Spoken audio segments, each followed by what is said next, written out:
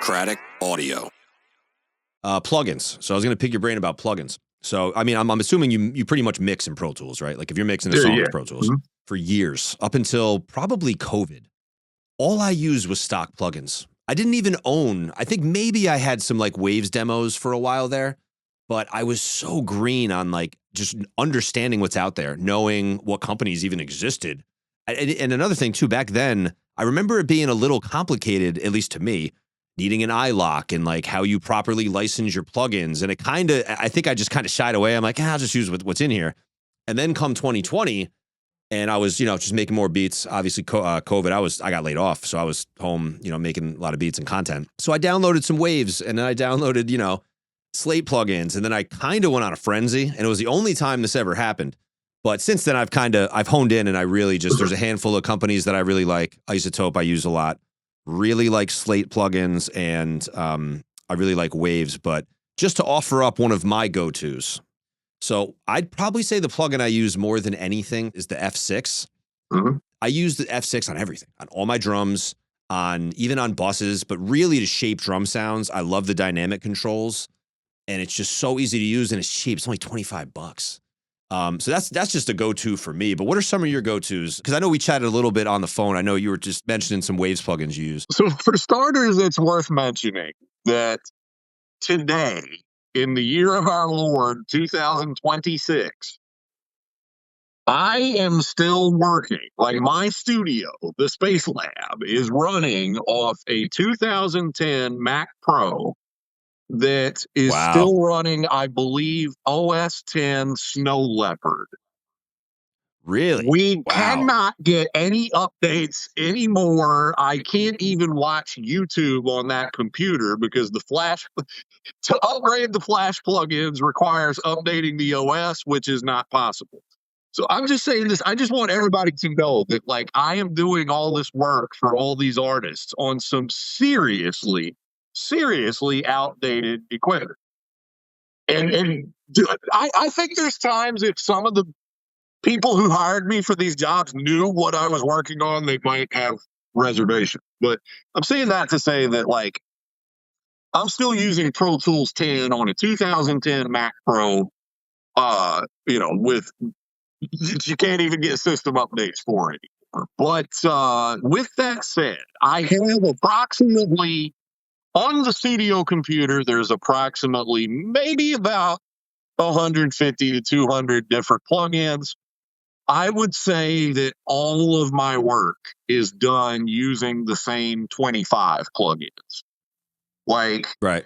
Yeah, I'm probably the same, maybe even less, but yeah. It might be like 17 or 18, So saying that to say that there's a lot of plugins on my computer that just sit dormant and don't get used because it's just the same. It's just a different version of the same thing.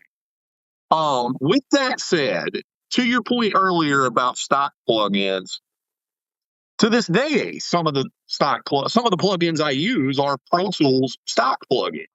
Yeah, there's a couple I still use that are stock too. Yeah, there's some that they just work fine, and there's no reason to go any deeper there.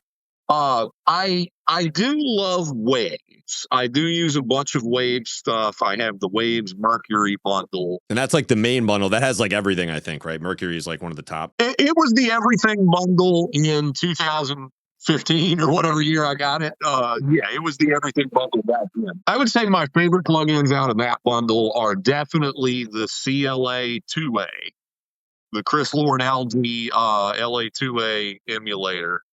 That goes on just about every vocal that I mix. I really like the Renaissance Axe. I like the SSL stuff on Waves. I like the API stuff on Waves. I like the 550 A and B. I use that I use that to brighten stuff up a lot, especially on the higher frequencies. I really like using those for that. Those are good. The EQ, so I have the Fab Filter Pro Q2. Which again, I think they're on like Pro Q 5 or 6 now, but that Fab Filter Pro Q is incredible. Yeah, it looks so good. I want to just get it one day. Not even, it's literally just an EQ program. It's not even that it does anything fancy. It's that you have so much control over your curves and it's just super easy to dial everything in. If I were stuck on an island with only 5 plugins, there it is. That's the question. I need the CLA2A from Waves. I definitely need the Fab Filter Pro Q. I use my favorite reverb is called Reverb, like reverb with a B on the beginning. I don't even think they make reverb anymore, but that would be my go-to reverb. The Oxford limiter is really good on like final masters and stuff like that, or whenever you need to, give something some oomph. In 2020, for me, it was just the first time I really actually had like third-party plugs, which is crazy to think. For so many years, I had like almost nothing outside of that. And really what that taught me was, I think going through that once is good, because then, like you said, there is a lot of the same thing in all these bundles. But some of them might fit your style more, and then you're really never going to know that unless you kind of just dish out some money and figure it out. Because there's so many channels that talk all this stuff about, and there's endless marketing, obviously, buy this will make, and I'm sure your feed is just, endless marketing with all this companies, buy this plugin. It's endless, but I really love Slate stuff. I really like Isotope. I use a lot of Slate plugins. I love, they have great saturation modules that I really like. Isotope. I forgot about Isotope. I do use Isotope.